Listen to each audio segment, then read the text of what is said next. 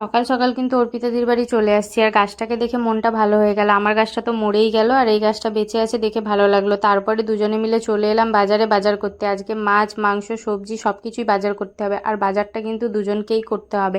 কিন্তু অর্পিতাদি সব কিছু দেখে শুনে বাজার করছে, আর আমি কিন্তু ভিডিও করছি, দেখতেই পাচ্ছ। দেখো অর্পিতাদি পটল বেছে বেছে পটল কিনছে।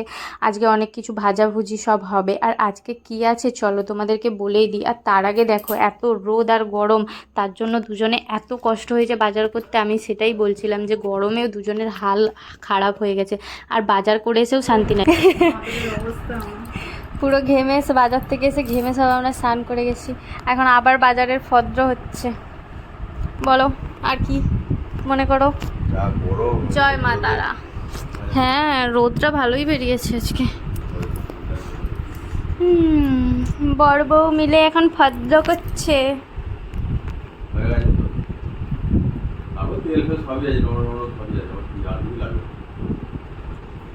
তারপরে কিন্তু আমি রিনিকে আর টুম্পাকে, ওরা অটো স্ট্যান্ডে দাঁড়িয়েছিল, আনতে গেছিলাম, ওদেরকে নিয়ে চলে এলাম। আর বাইরে প্রচণ্ড রোদ, আর তার মধ্যে আমরা সবাই মিলে এখানে সবজিগুলো কুটছিলাম, মানে চারজনে মিলেই বসে গেছিলাম সবজি কুটতে।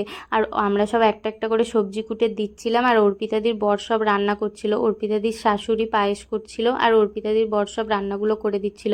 ভাগ্যিস রান্নাগুলো করলো, না হলে তো আমাদের খেতে খেতে 3টে বেজে গেছিলো, আরও কটা বাজতো তার ঠিক ছিল না।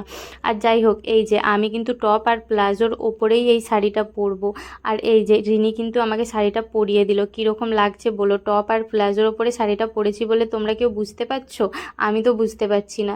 তো যাই হোক, আমরা কিন্তু তারপরে এখানে অর্পিতাদিকে বললাম খাবারটা সাজিয়ে দিয়ে যাও। তারপরে আমরা ফুলগুলো সাজাতে বসে গেলাম। তো গাঁদা ফুল পেলাম না, তাই গাঁদা ফুল অভাব পড়ে গেছিলো আজকে।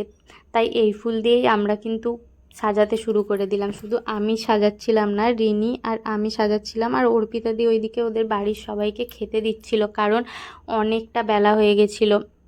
আর রান্নাও অনেকগুলো হয়েছে, তোমরা দেখতেই পাচ্ছ। আর কী কী মেনু হয়েছে তোমাদেরকে চলো বলে দিই। তো সাজানোটা কীরকম হয়েছে তার আগে কিন্তু বলো।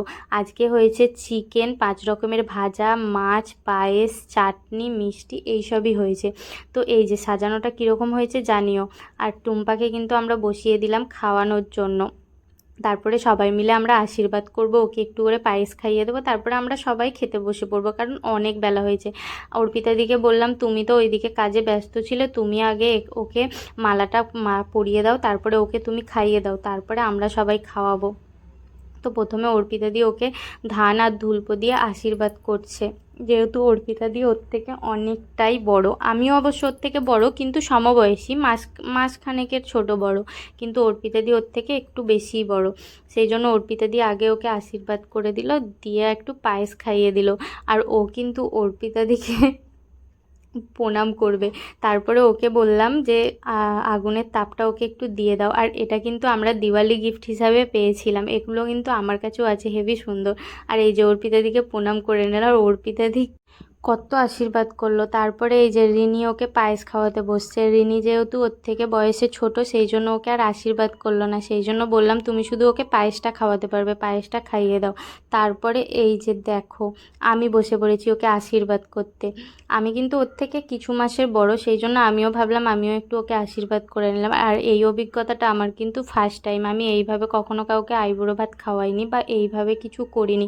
সেই জন্য আমার তো ওটা খুবই ভালো লেগেছে। আর সারা দিন আমরা কিন্তু খুবই মজা করে গল্প করে কাটিয়েছি। তারপরে এই যে আমরা সবাই কিন্তু খেতে বসে পড়েছি ভাত নিয়ে। সবার লাস্টে আমরা 4জনে কিন্তু খাচ্ছিলাম। তারপরে মনে পড়লো আমাদের 4জনের কিন্তু ফটোশ্যুট করা হয়নি, সেই জন্য আবার 4জনে ফটো তুলতে লেগে গেলাম। তো যাই হোক, তারপরে খাওয়া দাওয়া করে আমরা এখানে সবাই মিলে ওর হবু শ্বশুরবাড়ির গল্প শুনছিলাম। ওরা দুজনে ওপরে আর আমরা দুজনে নিচে ল্যাদ খাচ্ছিলাম। অর্পিতাদির তো প্রচণ্ড শরীর খারাপ করে গেছে, সকাল থেকে এত কাজ করেছে, আর আমি তো শাড়ি পরে নিজেকে মেনটেনই করতে পারছিলাম না। তারপরে এই যে বন্ধুদের মধ্যে যা হয়, আমরা সবাই নাচানাচি আনন্দ করছিলাম, আর ওর সঙ্গে সবাই একটু মজা করছিলাম। তো প্রথমে রিনি ওর সঙ্গে মজা করছিল, তারপরে আমি শুরু করে দিয়েছিলাম। আমাদের তো কোনো শেষ নেই, বন্ধুরা সব একসাথে থাকলে যা হয়। তারপরে আর কি, বেচারা শরীর খারাপ তাও বেচারা উঠে এলো, এসে বাসনগুলো পড়েছিল। আমাদের এখানে তো টাইমের জল আসে, আর এরা এখনও সেলফি তুলতে ব্যস্ত দেখো। আর বেচারাকে বললাম তোমার শরীর খারাপ, আমি বাসনগুলো একটু ধুয়ে দিই। তারপরে ওর বর চলে এলো, দিয়ে ও মেজে দিচ্ছে আর ওর বর ধুয়ে দিচ্ছে। সত্যি ওর বর যদি আজকে না আমাদেরকে হেল্প করতো না, আমাদের আজকে এত তাড়াতাড়ি খাওয়া আর রান্না কিছুই হতো না। তারপরে এই যে এরা সব শাড়ি চেঞ্জ করবে বলে এখন সব সেলফি তোলাতুলি করছে, তাই আমি একটু ভিডিও শ্যুট করে নিলাম। তারপরে আর কি, সবাই মিলে বাড়ি যাওয়ার জন্য রেডি হচ্ছি। সব শাড়ি চেঞ্জ করে নিয়েছি, নিয়ে জামা পরে নিয়েছি। এবার যে যার সবাই চলে যাবো। আর অর্পিতাদিকে বলছি তুমি তো সারাদিন এত কাজ করেছো, পুরো এলিয়ে গেছো। তো যাই হোক, ভিডিওটা কেমন লাগলো জানি।